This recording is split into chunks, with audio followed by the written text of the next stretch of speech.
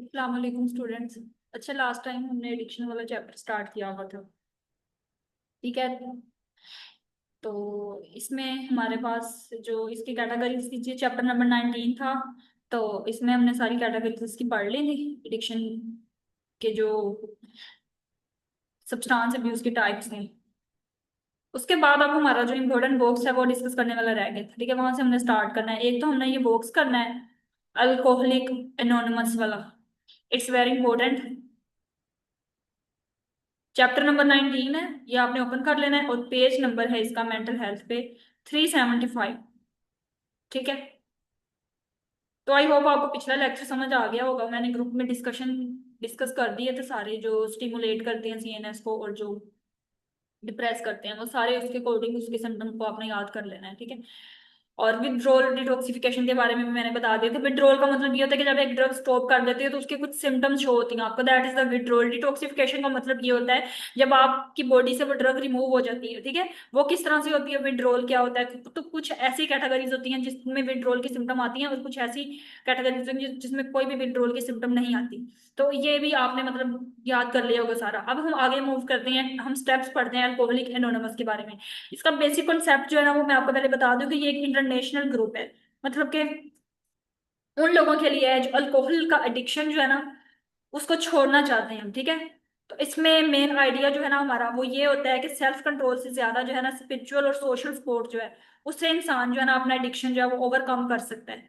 Self control से ज्यादा जो उसका स्पिरिचुअल और सोशल सपोर्ट है ना ये ज्यादा मैटर करती है जिससे वो अल्कोहल को छोड़ सकता है। तो उसके हमारे 12 स्टेप्स हैं बेसिकली, जिसमें फर्स्ट स्टेप है ना वो है admitted we were powerless over alcohol that our lives had become unmanageable.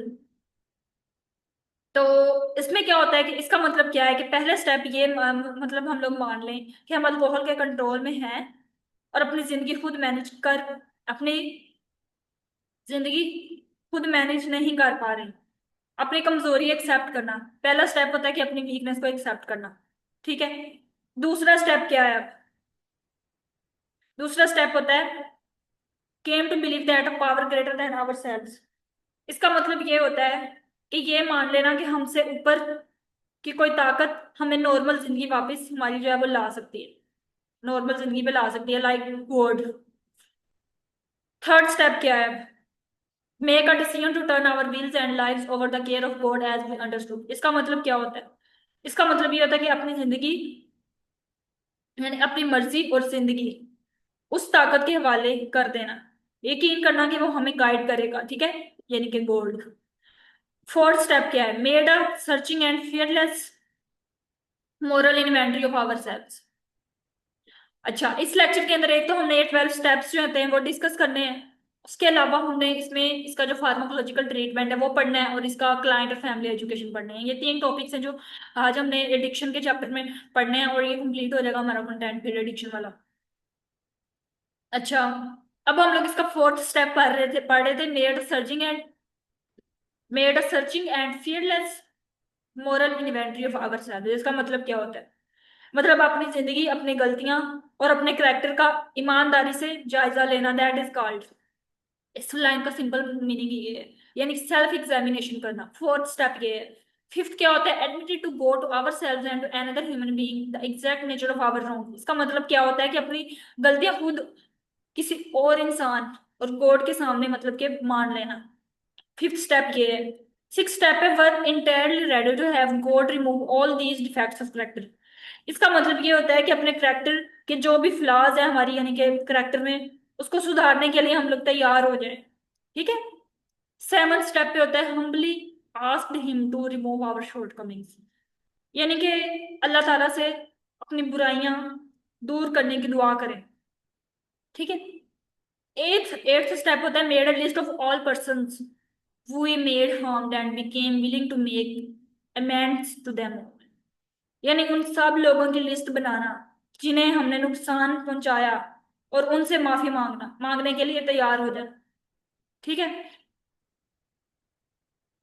उसके बाद नाइन्थ पे आ जाता है made direct amends to such people whenever possible except when to do so we would injure them or others. इसका मतलब क्या होता है? इसका मतलब होता है कि जहां मुमकिन हो उनसे डायरेक्टली माफी मांगना और नुकसान पूरा करना। ठीक है। उसके बाद 10th स्टेप आता है continue to take a personal inventory and when we were wrong promptly admit it. रोजाना अपने अमल, जो हमारे अमाल है वो चेक करते रहना, और गलतियों गलतियों पर फौरन मतलब अपनी गलती फौरन मान लेना, ये चीज हमारे अंदर होगी। ठीक है। Sought through prayer and meditation to improve our conscious contact with God as we understood him, praying only for knowledge of his will for us and the power to carry out। इसका मतलब होता है कि दुआ और meditation से God जो अल्लाह ताला है उसके साथ अपना स्पिरिचुअल कनेक्शन जो है ना उसको मजबूत करें। ठीक है। तो ये सारे मतलब जो लोग अल्कोहल एडिक्शन छोड़ना चाहते हैं किस तरह से छोड़ सकते हैं उसको, वो ये स्टेप्स को फॉलो कर सकते हैं। फिर 12 लास्ट स्टेप है हमारा, having had a spiritual awakening as a result of these steps we try to carry this message to alcoholic and practise these principles in all our affairs. इसका मतलब होता है कि जब इंसान स्पिरिचुअली स्ट्रांग हो जाए तो दूसरे एडिक्ट्स तक ये मैसेज पहुंचाना और उनकी मदद करना जो है वो शामिल हो जाता है। ठीक है। ये तो 12 स्टेप्स है जो कि अल्कोहल एडिक्शन वाले लोग ये सारे प्रिंसिपल्स को यूज करते हुए, इनको फॉलो करते हुए अपनी एडिक्शन है उसको छोड़ सकते हैं। ठीक है। आई होप आपको समझ आ गई होगी। तो ये आपने टेबल जो है वो याद कर लेना है, मैंने आपको अच्छे से इसको इजी वर्डिंग में समझा दिया ताकि आप लोग इसको मेमोराइज कर सकें। अच्छा, अब हमने इसका ट्रीटमेंट पढ़ना है। ट्रीटमेंट में सबसे पहले हमारे पास जो है वो फार्माकोलॉजिकल ट्रीटमेंट है। ठीक है, जिसको हम डिस्कस करेंगे। तो अगर तो ये 12 स्टेप्स के थ्रू भी कोई एडिक्शन नहीं छोड़ता तो फिर हम लोग उसको फार्माकोलॉजिकली ट्रीट करेंगे। ठीक है, यानी कि ड्रग्स के थ्रू। अच्छा, तो सबसे पहले तो हम विटामिन थेरापी करेंगे इसमें। ठीक है, विटामिन थेरापी, विटामिन B1 उसको देंगे। ठीक है, इसके अंदर जो विटामिन थेरापी है हेडिंग ले लीजिएगा यहाँ पे, विटामिन थेरापी के थ्रू उसको ट्रीट करेंगे हम, जिसमें विटामिन B1 थायामीन देंगे। क्योंकि अल्कोहलिक्स में जो थायामीन है ना ये डेफिशिएंसी कॉमन होती है। ठीक है। तो इसे जो है ना वर्निक्स कोर्स ऑफ सिंड्रोम, हमने ऑलरेडी इसमें पढ़ा भी था कि अल्कोहल से ये सिंड्रोम होता है। तो इसलिए हम लोग सबसे पहले तो विटामिन थेरापी उसको देंगे, उससे हम लोग उसके जो उसका जो मेमोरी लॉस है, कंफ्यूजन है, कोऑर्डिनेशन प्रॉब्लम है उसको, तो वो दूर हो। ठीक है, इसलिए थायमीन दी जाती है ताकि प्रिवेंट करें ये ट्रीटमेंट में। फिर उसके अलावा हम लोग इसमें विटामिन B6 उसको देंगे। B6 जिसे पायरिडोक्सिन कहते हैं, folic acid, vitamin D, B9। ठीक है, ये दोनों जो है ना दिए जाते हैं बिकॉज अल्कोहलिक्स में न्यूट्रिशनल डेफिशिएंसीज होती हैं। ठीक है बच्चों। अच्छा, उसके अलावा सेकंड नंबर पे हम लोग उसे बेंजोडायजेपिन्स देंगे।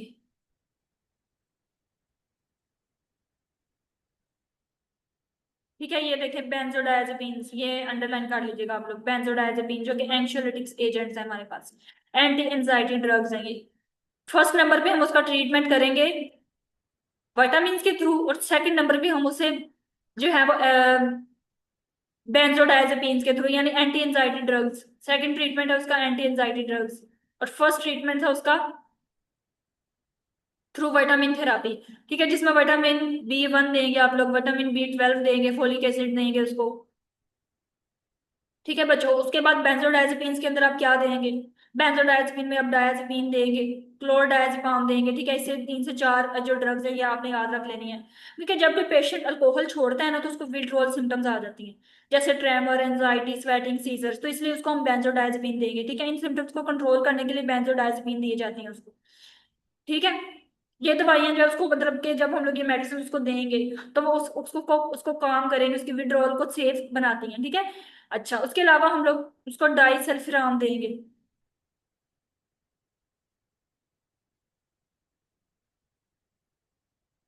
डाइसल्फिराम देंगे। ठीक है, ये यहाँ पे आपके सामने लिखा हुआ है।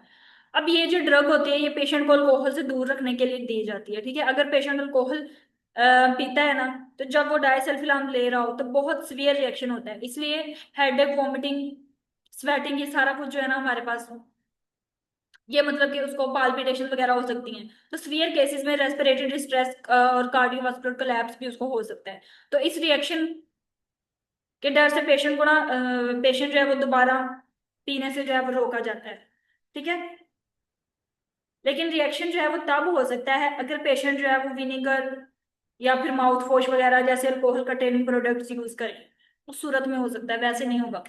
ठीक है, ये भी आपने बात याद रखनी है, ये यहाँ पे लिखा हुआ है उन्होंने। ठीक है, the client must also avoid a wide variety of product that contain alcohol, जैसे कफ सिरप एंड लोशन है, माउथ वॉश है, परफ्यूम्स हैं, विनीगर है, वेनिला है और अदर कॉन्टेक्ट्स हैं। तो ये आपने चीज याद रखनी है कि रिएक्शन तब भी हो सकता है अगर पेशेंट जो है vinegar aftershave mouthwash जैसे अल्कोहल कंटेनिंग प्रोडक्ट्स यूज करे। ठीक है, उसके अलावा भी रिएक्शन हो सकता है, यानी कि ये जो ड्रग है ना, ये पेशेंट को अल्कोहल से दूर रखने के लिए दी जाती है। तो अगर पेशेंट अल्कोहल पीता है तो वो डायसल्फिलाम ले रहा हो तो बहुत मतलब कि उसको सीवियर रिएक्शन होता है इससे। ठीक है, समझ आ गई आपको? अच्छा, तो उसके बाद आगे हम लोग मूव करते हैं।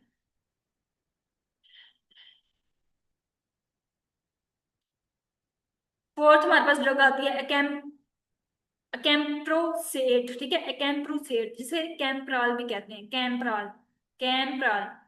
अब ये जो ड्रग होती है ना बेसिकली, ये ड्रग अल्कोहल छोड़ने के बाद क्रेविंग्स कम करती है। ठीक है, ये देखिए यहाँ पे लिखा हुआ है कि ये ड्रग जो होती है बेसिकली अल्कोहल छोड़ने के बाद जो क्रेविंग्स है उसको कम करती है।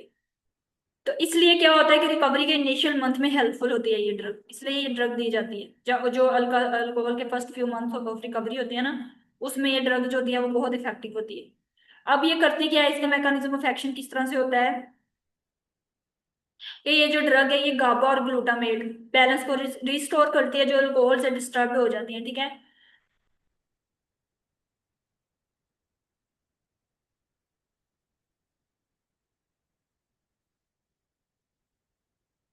अच्छा, यही आपने इसका इतना याद रखना है। इसमें इसकी डोसेज के लिए क्या होता है कि आपने दो टैबलेट्स देते हैं आपको, 33 mg की होती है, 333 और 666 mg की होती है। 3 टाइम्स अ डे आपने ये देनी होती है।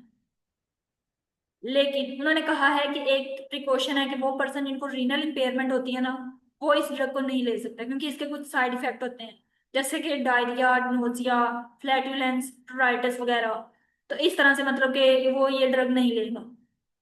ठीक है, अच्छा ज्यादा नहीं आपने याद करना, लेकिन ये कि बेसिक कॉन्सेप्ट आपको समझ आ जाए तो ओके है। अच्छा, उसके बाद हमारे पास आता है मेथाडोन। मेथाडोन जो है ये वो लोग लेते हैं जो ओपियोइड एडिक्शन के होते हैं, जैसे हीरोइन वगैरह, मोर्फिन वगैरह यूज कर रहे होते हैं ना, यानी कि ये एक पोटेंट सिंथेटिक ओपियोइड होती है। ठीक है, is used as a substitute for heroin in some maintenance programmes. Methadone ये एक सिंथेटिक ओपियोइड है और ये हीरोइन एडिक्शन के लिए यूज होती है बेसिकली। ठीक है, मतलब कि हीरोइन के बदले उसको, मतलब हीरोइन की जगह उसको मेथाडोन हम लोग देते हैं। मेथाडोन जो है ना हीरोइन जैसे इफेक्ट देता है ताकि विड्रॉल ना आए, लेकिन क्रेविंग और यूफोरिया जो है वो ये नहीं देता। ठीक है बच्चों, तो इससे पेशेंट जो है ना वो ग्रेजुअली हीरोइन से दूर हो जाता है। ठीक है, मतलब हीरोइन से अवॉइड करने के लिए हम लोग उसको मेथाडोन देंगे। अच्छा,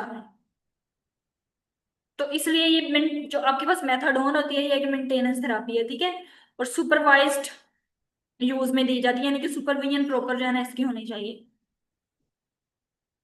अच्छा, उसके बाद क्या होता है, methadone does not produce the high associated with heroin, यानी कि हीरोइन से विड्रॉ करवाने के लिए हम लोग उसको उसकी जगह मेथाडोन देंगे।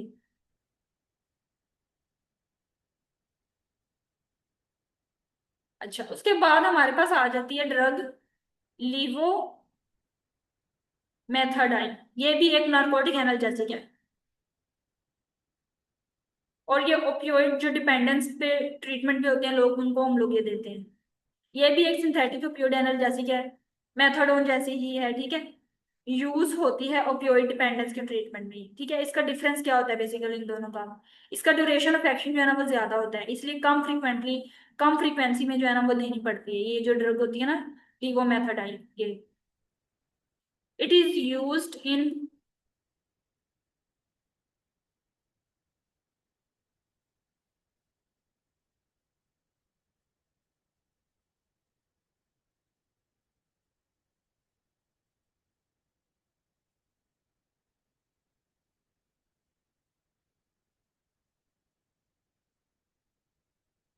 हाँ, it is used in the same manner as methadone. ठीक है, अब समझ आ गई आपको। अच्छा, उसके बाद हमारे पास जो है वो हमारी नेक्स्ट आ जाती है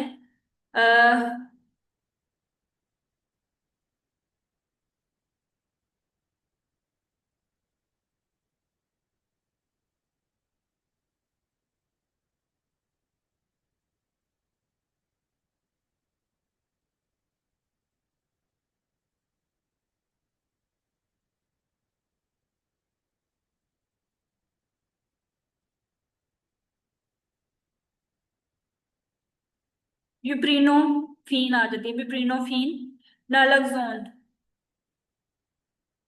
ये क्या होता है बेसिकली, ये कॉम्बिनेशन ड्रग होती है, opioid maintenance and to decrease the opioid cravings.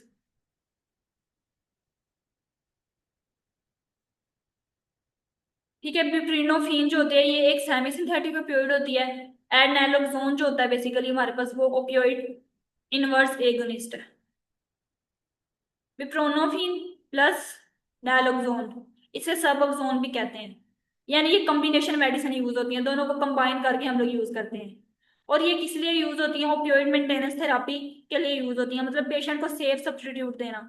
ये क्रेविंग को और विड्रोल दोनों को क्या करती हैं, कम करती हैं। अब हमने इसका जो है ना वो क्या करना है, इसका कंपोजिशन जो है ना इसकी वो याद करनी है। मतलब कि जो विप्रीनोफिन होती है बेसिकली ये semi synthetic opioid portal agonist होती है। ठीक है, जो यहाँ पे लिखा भी हुआ है आपके सामने, सेमी सिंथेटिक ओपियोइड होती है ये। और थोड़ा इफेक्ट देती है ये, ठीक है, लेकिन हाई नहीं देती। मतलब कि थोड़ा इफेक्ट देगी, हाई नहीं देगी। ठीक है, उसके बाद जो हमारे पास नोलोक्सोन होती है, ये ओपियोइड, ये होती है ओपियोइड एंटागोनिस्ट, यानी ब्लॉक करता है ओपियोइड के इफेक्ट को, अगर कोई यूज करे इसको तो। ठीक है, जो नैलोक्सोन है। लेकिन जो पिप्रीनोफिन होती है ये semi synthetic opioid partial agonist होती है, मतलब कि पार्शली ये इफेक्ट देगी। लेकिन जो नैलोक्सोन है ये क्या करेगी, एंटागोनिस्ट होती है, मतलब कि ये ओपियोइड के इफेक्ट को ब्लॉक कर देगी अगर कोई भी पेशेंट इसको यूज करेगा तो। अगर पेशेंट जो है सबोक्सोन यूज करता है, सिर्फ सबोक्सोन लेते हुए हीरोइन यूज करे तो नैलोक्सोन उस इफेक्ट को ब्लॉक कर देता है। ये यहाँ पे लिखा हुआ है ना, has the potential for abuse and diversion. तो इसलिए प्रॉपर जो है ना मेडिकेशन जो है इंजेक्शन उसे हम लोग सुपरविजन के अंदर देते हैं इनिशियली, जब हम लोग उसे देंगे। ठीक है। अच्छा, उसके अलावा अब हमने ये याद रखना है कि इसको मतलब एडमिनिस्टर आप किस तरह से करोगे। तो आपने इसको सबलिंगुअल जो है ना वो एडमिनिस्ट्रेशन इसकी करनी है, सबलिंगुअल, मतलब जुबान के नीचे रख के दी जाती है ये। ठीक है, मेडिकेशन डॉक्टर की सुपरविजन में प्रॉपर दी जाती है। उसके बाद हमारी मेडिकेशन होती है नाल्ट्रीजोन।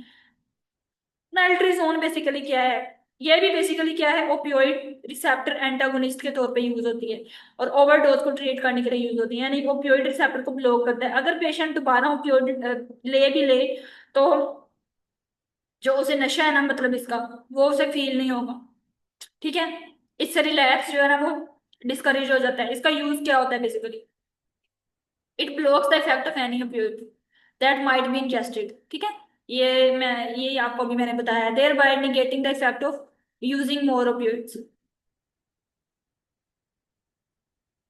अच्छा, समझ आ गई होगी मतलब ओपियोइड एडिक्शन। अब इसका यूजेस क्या क्या होते हैं बेसिकली नाल्ट्रीजोन के। नाल्ट्रीजोन के यूजेस जो है ना वो क्या क्या होते हैं, कि एक तो ये कि जो ओपियोइड ओपिएट एडिक्शन जो है मतलब हीरोइन मॉर्फिन वगैरह उसके लिए यूज होगी। अल्कोहल डिपेंडेंस वाले जो पेशेंट है वो इसे यूज कर सकते हैं, मतलब क्रेविंग्स को ये रिड्यूस करता है, जो अल्कोहल डिपेंडेंस है ना, अल्कोहल डिपेंडेंस मतलब क्रेविंग रिड्यूस करता है। तो नाइट्रोजोन इन दोनों पर्पस के लिए यूज होता है। ठीक है, ओपियोइड एडिक्शन और अल्कोहल डिपेंडेंस पेशेंट्स के लिए। ठीक है, ये देखिए, reduce the craving for alcohol और negating the effect of more using more opioids. तो ये इसके क्या है, इसके यूजेस हैं। ठीक है, यहाँ पे आपने इसकी हेडिंग भी दे देनी है कि ये इसके क्या है, यूजेस हैं, जो हमारे पर्सनालिटी जोन है। उसके बाद इसके क्या यूजेस हैं, ओपियोइड एडिक्शन में ये यूज होती है अल्कोहल। और इसको हमने अब देना किस तरह से, ये आपको समझ आ गई है। इसको देना किस तरह से, naltrexone is available injectable marked as Vivitrol, मतलब कि आप लोग इसको ओरल टैबलेट्स की फॉर्म में देंगे। ठीक है, इंजेक्टेबल और ओरल टैबलेट्स। इंजेक्टेबल में विविट्रोल होता है जो कि long long acting monthly injection होता है। जो विविट्रोल है ना ये लॉन्ग एक्टिंग मंथली इंजेक्शन होता है। इंजेक्टेबल मतलब कि ये इंजेक्शन है विविट्रोल जो है। तो इसको दो फॉर्म में दे सकते हैं, एक तो ये कि हम इसको टैबलेट की फॉर्म में दे सकते हैं, दूसरा ये कि इसको हम लोग इंजेक्टेबल विविट्रोल फॉर्म में दे सकते हैं। ठीक है, और इसके अलावा इसका एक्स्ट्रा बेनिफिट क्या होता है कि इसको हम लोग कुछ जो स्टडीज में शो किया है कि नाइट्रोजोन से अल्कोहल क्रेविंग भी कम होती है। ठीक है, इसलिए कभी कभी अल्कोहलिक्स में भी इसको दिया जा सकता है। उसके अलावा कुछ ड्रग्स हमारे पास होती हैं of label drugs. Drugs used for cocaine addiction, यानी ये ड्रग्स जो होती हैं कोकेन के लिए एफडीए अप्रूव जो होती हैं वो होती हैं, एफडीए अप्रूव नहीं होती, यानी कि जो food and drug authority act है ना उसने इसे अप्रूव नहीं किया होता कि ये ड्रग्स देनी है, लेकिन डॉक्टर जो है ना उन्हें यूज करते हैं बिकॉज वो उन्हें जो है ना वो कुछ बेनिफिट दे रही होती है, शो कर रही होती है। अब इसमें सबसे पहले हमारे पास डाइसल्फिराम आ जाता है, यानी कि ये वो ड्रग है जो अल्कोहल के लिए यूज होती है। ठीक है, कोकेन यूजर्स भी क्रेविंग्स और यूज फ्रीक्वेंसी, कोकेन यूजर्स में भी ये क्रेविंग्स और जो फ्रीक्वेंसी है ना उसको कम करती है ये। अच्छा, एक तो आपको ये पता चल गया। उसके अलावा हमारे पास यहाँ पे एक ड्रग है मोडाफिनिल। मोडाफिनिल क्या है? मोडाफिनिल जो होती है ना इसे प्रोविल प्रूविजिल भी कहते हैं। ठीक है, प्रूविजिल ये बेसिकली जो है ना एक एंटी नार्कोलेप्टिक है ये। ठीक है, यानी कि वेकफुलनेस प्रमोटिंग ड्रग है ये, वेकफुलनेस प्रमोटिंग ड्रग है। एंटी नार्कोलेप्टिक का मतलब होता है वेकफुलनेस, जागते रहना। ठीक है, कोकेन यूजर्स में भी अलर्टनेस और मोटिवेशन को इम्प्रूव करती है ये जो ड्रग होती है ना एंटी नार्कोलेप्टिक है ये मोडाफिनिल। तो कोकेन यूजर्स में भी अलर्टनेस और मोटिवेशन को इम्प्रूव करती है और क्रेविंग जो है ना उसको कम करती है। उसके बाद हमारे पास आती है प्रोप्रानोलोल। प्रोप्रानोलोल जो है ना ये जो सारी ड्रग्स हम कैटेगरीज पढ़ रहे हैं ना ड्रग्स की ऑफ लेबल ड्रग्स हैं, यानी कि एफडीए से अप्रूव नहीं होती है, लेकिन फिर भी कुछ डॉक्टर जो है ना वो इसे यूज कर रहे होते हैं। जैसे डाइसल्फिराम है, मोडाफिनिल है, प्रोप्रानोलोल है। ठीक है, और टोपिरामेट है, फिर हमारे पास एक टोपिरामेट है। ये सारी आपने ऑफ लेवल में सारी ड्रग जो है ना इसकी कैटेगरीज को लिस्ट करके याद कर लेना है। अच्छा, टोपिरामेट भी जो है ना बेसिकली ये क्या है? ये भी एक एंटी कन्वल्सेंट ड्रग है और ये स्टेबलाइज करती है मूड्स को और ट्रीट करती है माइग्रेन को। ठीक है स्टूडेंट्स, तो आपने अब किस तरह से इसको याद करना है वो मैंने सारा आपको इसका मेथड बता दिया कि इसको आपने कैसे ट्रीट करना है। सबसे पहले तो आपने विटामिन थेरापी देनी है जो हमने पढ़ ली है। उसके बाद हमने उसको एंक्सियोलिटिक ड्रग्स देनी है। ठीक है, उसकी कैटेगरी सारी हमने पढ़ी। उसके अलावा थर्ड नंबर पे हमने जो है ना ऑफ लेबल ड्रग्स पढ़ी हैं कुछ, और उसकी फर्दर सब कैटेगरीज हमने पढ़ी हैं। ठीक है, इसी तरह से आपने इन लिस्टिंग के थ्रू इसको याद करना और उनके यूजेस साथ साथ याद कर लेने हैं कि कौन सी ड्रग किस पर्पज के लिए यूज होगी। ऑफ लेबल में जो है वो हमारे पास कैटेगरी ड्रग्स की ठीक है वो सारी हमने पढ़ ली हैं, जैसे डाइसल्फिराम है, ठीक है, मोडाफिनिल है। इसी तरह आपके पास जो है वो एंटी नार्कोलेप्टिक है, टोपिरामेट है, प्रोप्रानोलोल है, ये सारी ऑफ लेबल ड्रग्स हैं। ठीक है, जो एफडीए से अप्रूव नहीं होती लेकिन डॉक्टर्स उसे यूज करते हैं क्योंकि उसे कुछ वो जो है ना वो बेनिफिट्स दे रही होती हैं, यानी कि स्लो कर रही होती हैं साइड इफेक्ट्स को। और अल्कोहल अनोनिमिक्स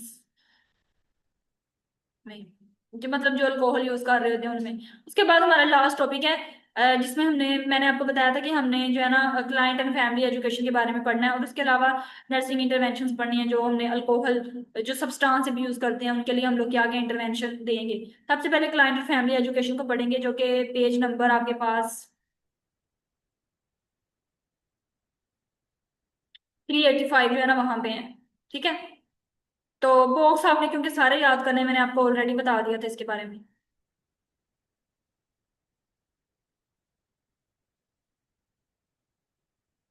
सब्सटेंस अब्यूज के लिए आप लोग क्लाइंट और फैमिली एजुकेशन में इसको क्या प्रोवाइड करेंगे? सब्सटेंस अब्यूज जो है वो एक इलनेस है। ठीक है, उसके अलावा जो मिथ्स अपनी तरफ से बना लेते हैं अबाउट सब्सटेंस अब्यूज के बारे में उनको बताना है। ठीक है, और सब्सटेंस एब्सटिनेंस जो है ना वो उसको बताना है कि ये सिर्फ ये नहीं है कि बस अल्लाह ताला के हवाले है कि बस अल्लाह ने कहा, is not a matter of will power.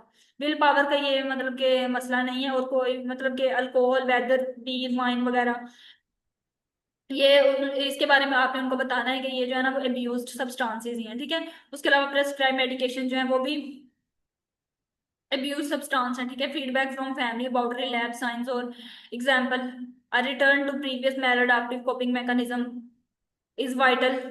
ये प्रॉपर आपने उसको फीडबैक प्रोवाइड करनी है।